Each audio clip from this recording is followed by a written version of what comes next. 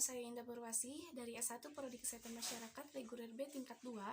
Di sini saya akan memaparkan review jurnal tentang penyakit anemia yang berjudul Faktor-faktor yang berhubungan dengan kejadian anemia pada remaja putri yang ditujukan untuk memenuhi salah satu tugas mata kuliah epidemiologi penyakit tidak menular dengan dosen pengampu Pak Hamdan SKM MKM.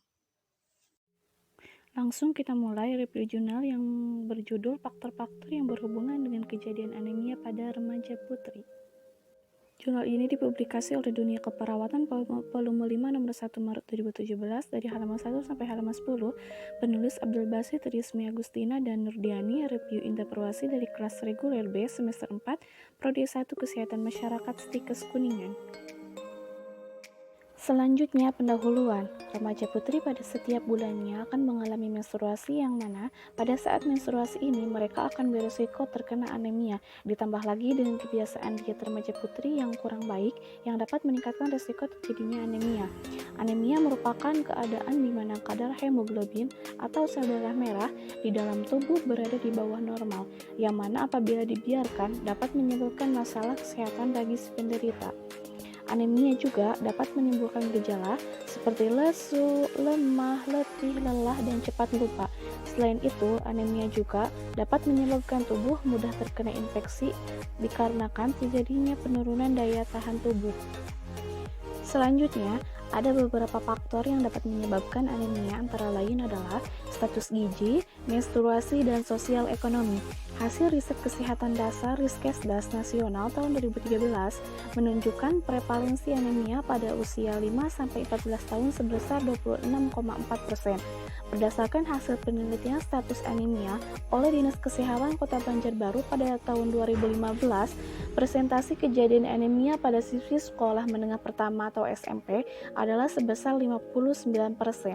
Berdasarkan data tersebut, maka calon peneliti ingin meneliti tentang faktor-faktor apa saja yang berhubungan dengan kejadian anemia pada remaja putri di SMP Negeri 4 Banjarbaru.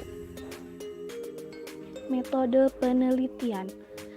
Penelitian observasional analitik dengan pendekatan cross-seksional menggunakan metode probability sampling dengan teknik cluster sampling dengan responden berjumlah 50 orang.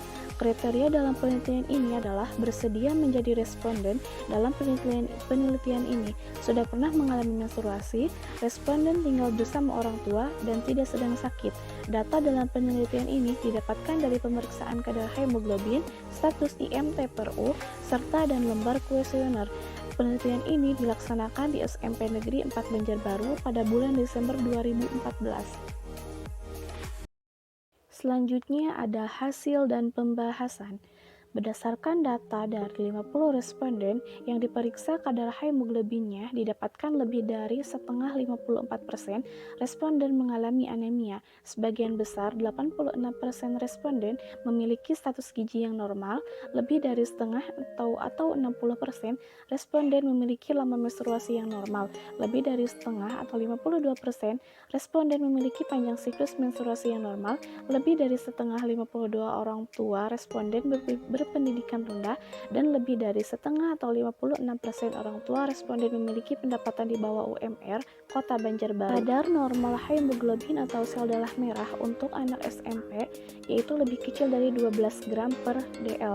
Secara garis besar, anemia dapat disebabkan oleh 3 hal, yaitu berkurangnya produksi sel darah merah, atau hal ini dapat disebabkan kurangnya nutrisi, kelainan susun tulang, atau karena penyakit, meningkatnya destruksi atau penghancuran sel darah merah, dan kehilangan darah.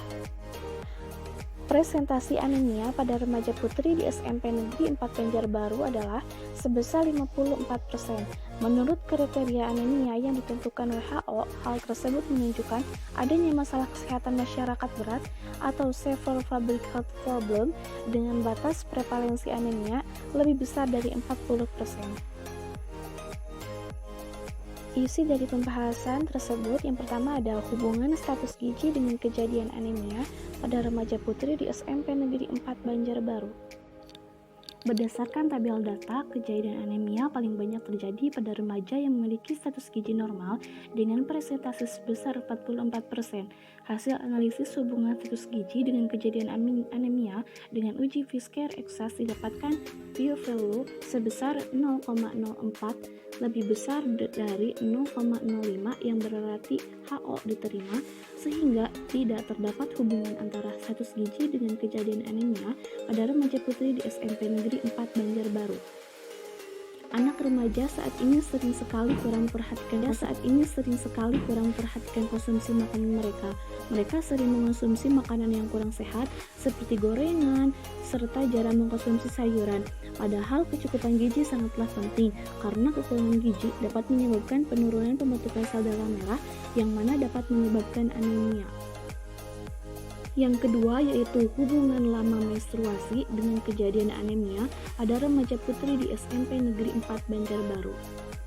Berdasarkan tabel data lama menstruasi, kejadian anemia paling banyak terjadi pada remaja yang memiliki lama menstruasi tidak normal dengan persentase sebesar 32%. Dan dari hasil analisis hubungan lama menstruasi dengan kejadian anemia dengan uji Chi-square didapatkan p-value sebesar 0,003 lebih kecil dari 0,05 yang berarti HO ditolak, sehingga terdapat hubungan antara lama menstruasi dengan kejadian anemia pada remaja putri di SMP Negeri 4 Banjarbaru. Selanjutnya, lama proses menstruasi akan mempengaruhi jumlah sel darah merah di dalam tubuh. Semakin lama proses menstruasi, maka semakin banyak darah yang keluar, yang mana hal ini dapat menyebabkan masalah anemia pada perempuan. Lama menstruasi pada remaja sangat dipengaruhi oleh kondisi tubuh remaja tersebut. Beberapa kondisi yang dapat mempengaruhi lama menstruasi pada remaja putri adalah seperti kelelahan, stres, makanan yang dikonsumsi, dan aktivitas fisik, faktor hormon dan enzim di dalam tubuh, masalah dalam vaskular, serta faktor genetik atau keturunan. Yang ketiga yaitu hubungan panjang siklus menstruasi dengan kejadian anemia pada remaja putri di SMP Negeri 4 Banjarbaru.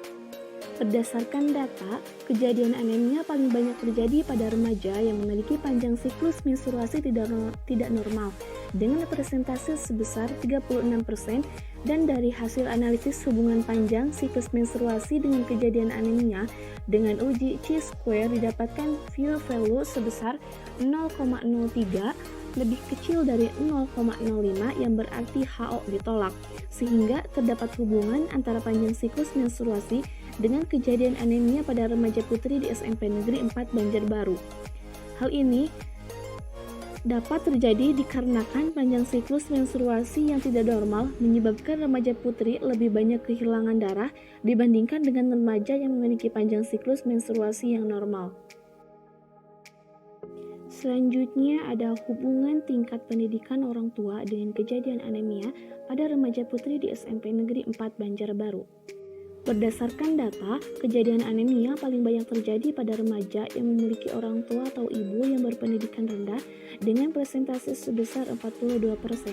Hasil analisis hubungan tingkat pendidikan orang tua atau ibu dengan kejadian anemia dengan uji Fisker-Exas didapatkan p-value sebesar 0,00 lebih kecil dari 0,05 yang berarti HO ditolak, sehingga terdapat hubungan antara tingkat pendidikan orang tua dengan kejadian anemia pada remaja putri di SMP Negeri 4 Banjarbaru.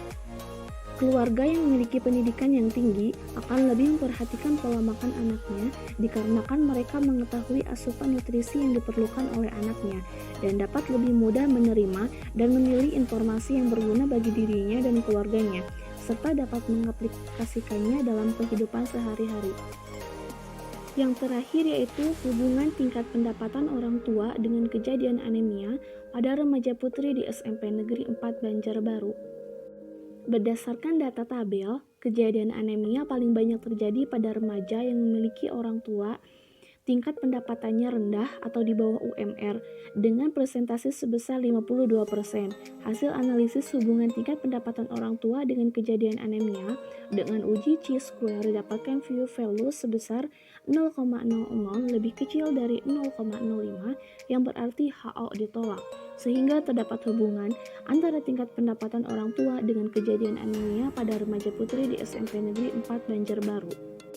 Jadi, semakin tinggi penghasilan orang tua, maka semakin mudah mendapatkan sarana dan kelas yang diperlukan oleh anak dan memberikan berbagai makanan yang bergizi bagi anaknya. Jadi, setelah dianalisis, maka kelebihan dan kekurangannya yaitu kelebihannya adanya hasil dari peneliti-peneliti sebelumnya yang juga mempunyai tipe peneliti yang sejenis sehingga bisa menjadi bahan pembanding peneliti. Dan hasil penelitian lain tersebut merupakan data terupdate yakni tahun 2014, 2015, dan 2016. Contoh, hasil penelitian ini sejalan dengan hasil penelitian POU dan kawan-kawan 2015 yang menyatakan tidak ada hubungan antara status gizi dengan kejadian anemia pada remaja putri. Terdapat tanda angka dalam setiap pembahasannya sehingga mudah untuk mengingat dan mencarinya, menyajikan data dengan bantuan tabel sehingga lebih mudah dibaca dengan cepat serta meliputi penjelasan narasi. Yang terakhir, pembahasannya mudah dimengerti karena menggunakan bahasa yang tidak rumit seperti istilah kesehatan dan lain sebagainya. Selanjutnya yaitu kekurangan. Terdapat beberapa kosakata yang tidak sesuai dengan EYD dan hasil pembahasan lumayan cukup banyak tetapi dijelaskan secara rinci, namun bisa menyebabkan si pembaca lebih dulu berhenti untuk tidak membaca karena dianggap bosan. Sekian pemaparan dari saya. Mohon maaf bila ada kekurangan. Ditutup. Wabillahi taufiq wal hidayah. Wassalamualaikum warahmatullahi wabarakatuh.